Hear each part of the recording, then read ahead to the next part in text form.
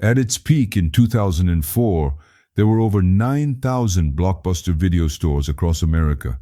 A new location was opening somewhere in this country every 17 hours, and on any given Friday night in the 80s and 90s, millions of American families were standing in those bright blue and yellow aisles, holding a plastic case in their hands, about to make the most important decision of the weekend. Do you remember that feeling? That little rush of anticipation as you walked through those doors, knowing the next 2 hours of your Friday night family movie ritual depended entirely on what you found on those shelves? That's what we're remembering today. Not just a store, but a ritual. A weekly American family tradition that brought us together in ways we didn't fully appreciate until it was gone. Welcome back to Golden Days USA. Close your eyes for just a moment and let yourself go back there. Back to those simpler times in America when entertainment meant leaving your house and making memories together. You're pushing through those heavy glass doors, and the first thing that hits you is that smell.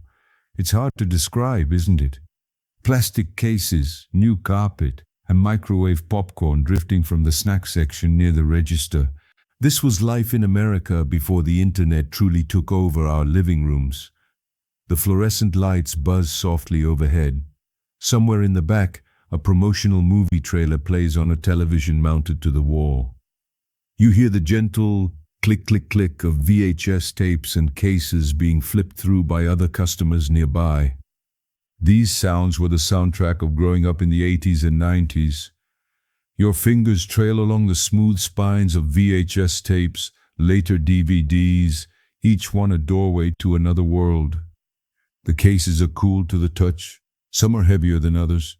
The new releases always felt more substantial somehow, more important. This tactile experience was something that life before smartphones offered us naturally. That was Blockbuster. Not just a place you went, a place you felt, a cornerstone of vintage American culture. The first Blockbuster video opened in Dallas, Texas in 1985. A man named David Cook saw something that other business owners had missed. Americans were buying VCRs by the millions, creating a new era of home entertainment in the VCR era, but the local mom-and-pop video rental shops couldn't keep up with demand. Their selections were small, their systems were disorganized. People wanted more choices for their Saturday night family entertainment. Cook built something different.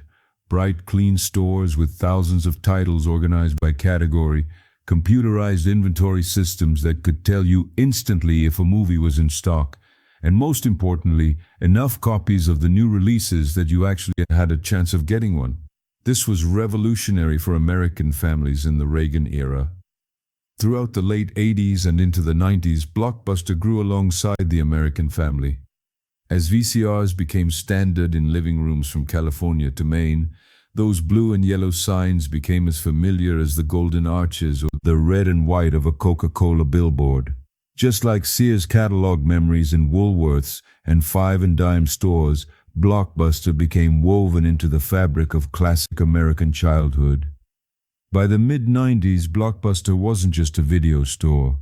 It was an institution, standing proudly alongside other beloved stores we miss from our childhood like Toys R Us, Radio Shack, and Circuit City.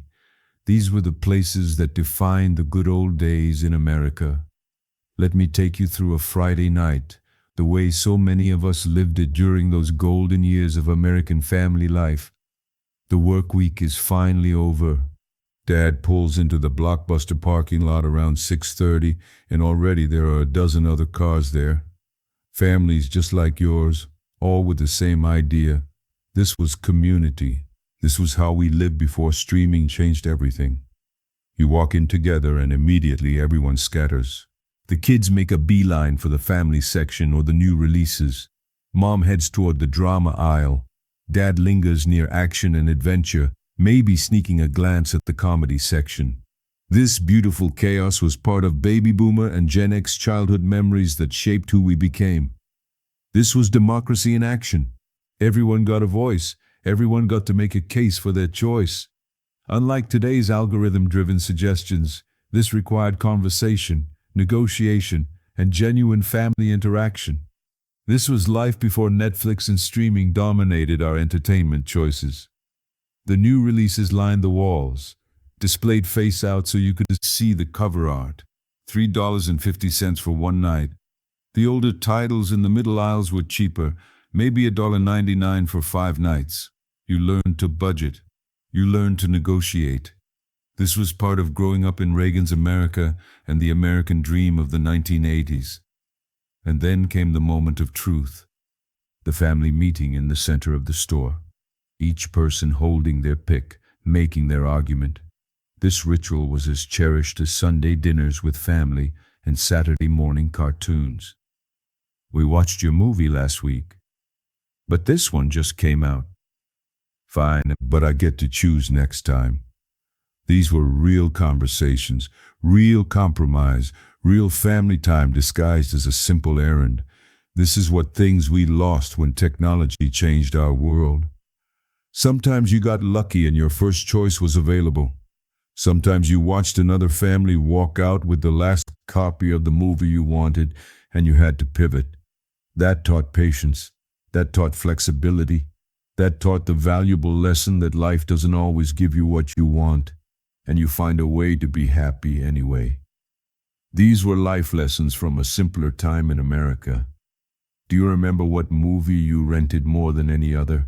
Was there one you watched so many times the tape started to wear thin? Perhaps it was a classic from old Hollywood golden age or a new blockbuster hit. I'd love to hear about it in the comments below.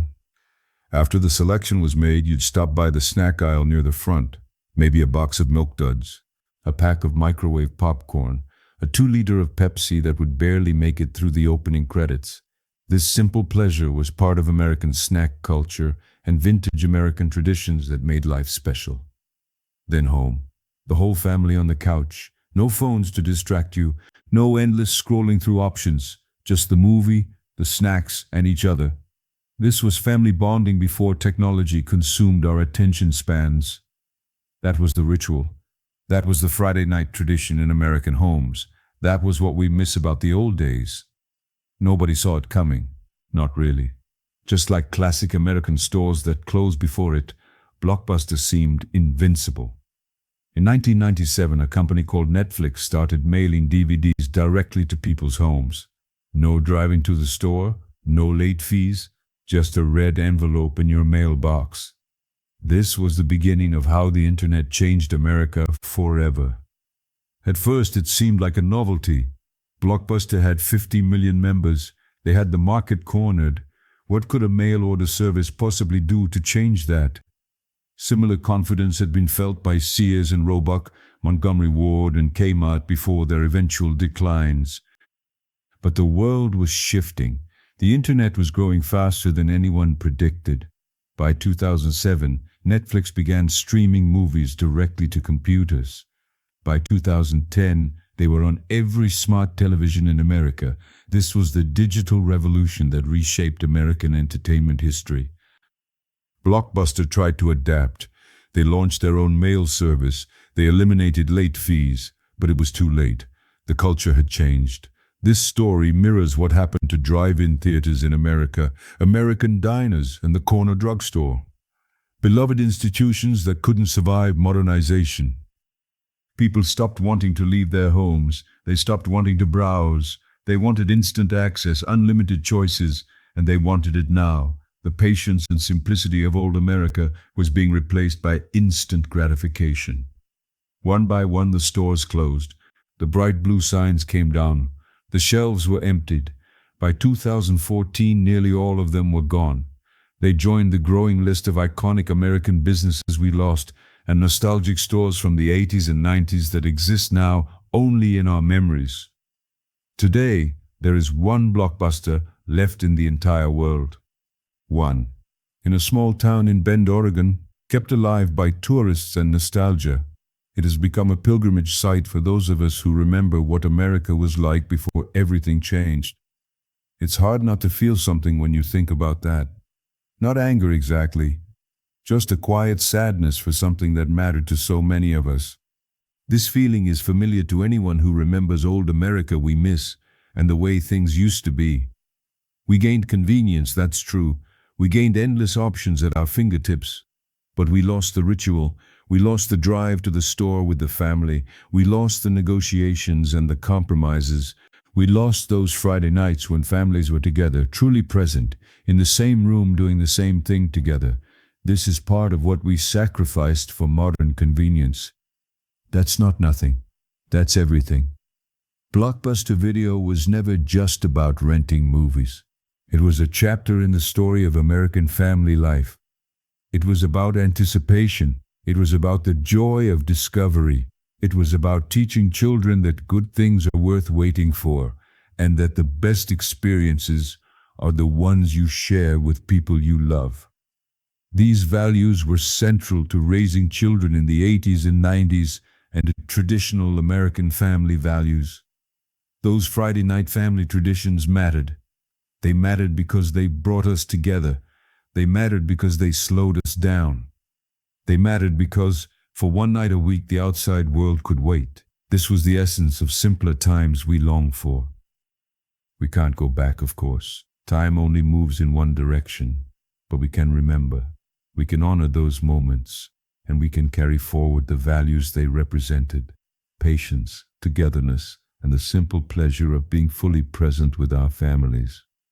This is the legacy of the greatest generation's influence on American culture and baby boomer childhood memories.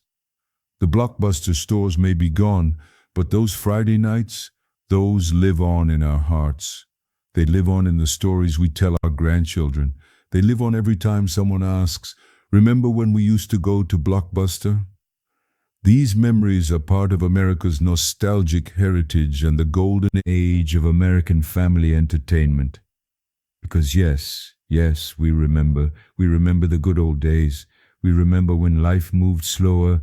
We remember everything beautiful that we lost. If this brought back precious memories, please give us a like and subscribe to Golden Days USA. We're saving these memories together.